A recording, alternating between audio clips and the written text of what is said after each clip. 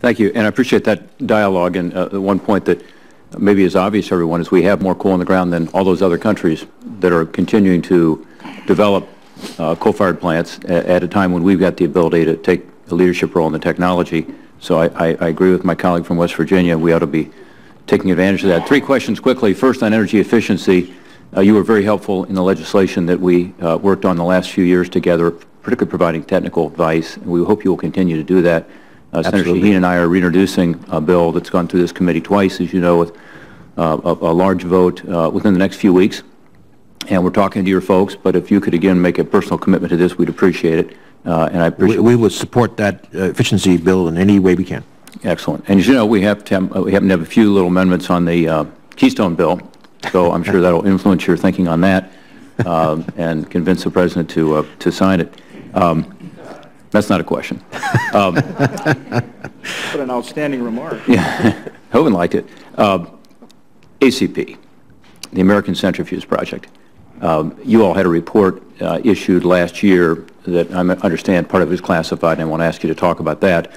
But it was about alternatives, and my understanding is it said that the centrifuge project going on now, in other words, developing these new centrifuge technologies, is the right way to go, and that we need the centrifuge technology to be able to enrich uranium in this country, and we only have one place we do it, and that under our international treaties, as you've said in your previous testimony, we have to have a U.S. source for this.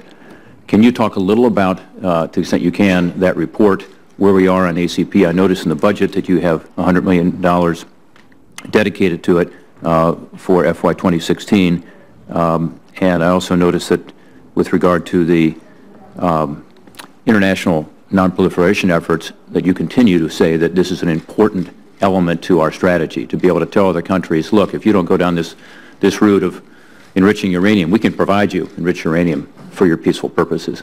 Could you comment on that?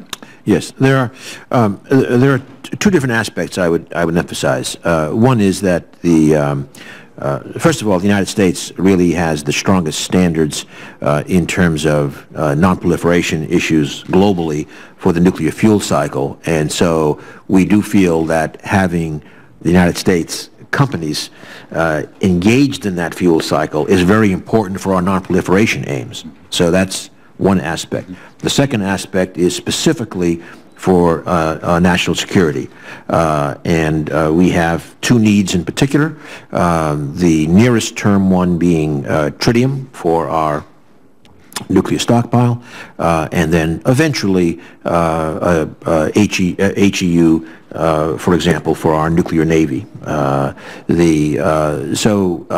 to do that, as you have said, we need to have American origin technology to produce the LEU from American origin uranium placed into an American reactor.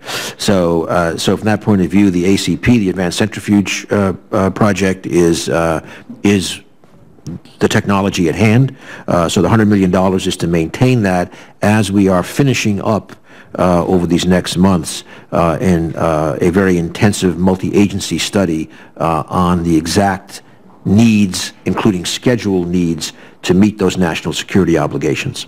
Well, I appreciate that very much, and the report on tritium, I understand, is due out in April, and I believe that that will confirm what you're saying, which is we need to have this lowly enriched uranium for tritium, which is critical to our nuclear arsenal, and we appreciate your continued support of ACP, and I know taxpayers, having spent about $6 billion toward this effort, appreciate the fact that we're going to follow through on this and have this domestic source.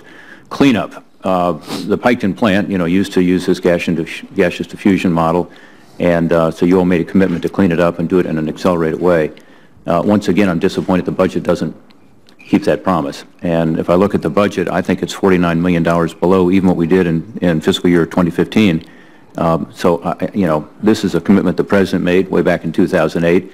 I look at these sites in a very simple way, and as you know, I was very involved in one of the sites, the Fernald site outside Cincinnati, but also look at what's happening at Rocky Flats and so on. To the extent you can continue this accelerated cleanup, one, it's safer for the community, obviously, but second, you save the taxpayers billions of dollars. We believe we saved somewhere between $3 and $7 billion in Fernald alone, in a bipartisan way supporting that. So I again have to express my concern about the fact that we're not getting the commitment here from the administration. Again, I'd like to reissue my invitation to you to come out to the site and see it. Extraordinary. Thanks for sending 2 of your senior officials out last year. But we've got to have this ability to clean up this site. As you know, we saved 700 people from losing their jobs just before Christmas by, at the last minute again, figuring out some ways to move some funds around here on the Hill through our appropriators, and I appreciate them doing that. But a much better solution is to set a schedule and keep to it. By the way, I might add that General Klotz was there, I think, last week, in fact, Thank you for a visit. The request this year is roughly what the request was last year, and then, as you say, the Congress was able to add about $50 million to that. I would just add that, of course, the unresolved issue as well is the question of uranium, and as you know, we are involved in some litigation right now, and we are in the middle of doing a new secretarial determination in terms of how much uranium we can barter to help support the cleanup. So we'd like that support, but we really need the support in the budget. Yep. Thank you, Mr. Secretary. Thank you.